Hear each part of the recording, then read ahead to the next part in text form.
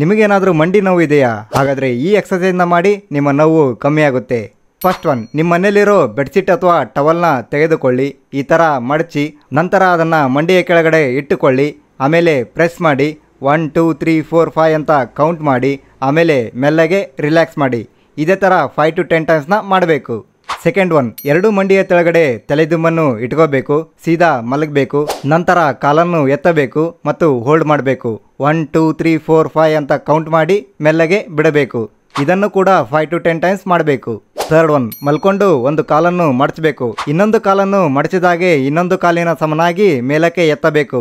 ಇದನ್ನು 5 to 10 second hold ಮಾಡಬೇಕು ಮತ್ತೆ ಮೆಲ್ಲಗೆ ರಿಲ್ಯಾಕ್ಸ್ ಮಾಡಬೇಕು. ಇದನ್ನ ಎರಡು ಕಾಲಲ್ಲಿ ಮಾಡಬೇಕು 5 to 10 ಟೈಮ್ಸ್. ಫೋರ್ತ್ ಒನ್, ಉಲ್ಟಾ ಮಲ್ಕೊಂಡು ಒಂದು ಕಾಲನ್ನು ಮಡಚಬೇಕು. ಎಷ್ಟಾಗುತ್ತೆ ಅಷ್ಟು ಮಡಚಿ ಹೋಲ್ಡ್ ಮಾಡಬೇಕು ಮತ್ತೆ ರಿಲ್ಯಾಕ್ಸ್ ಮಾಡಬೇಕು.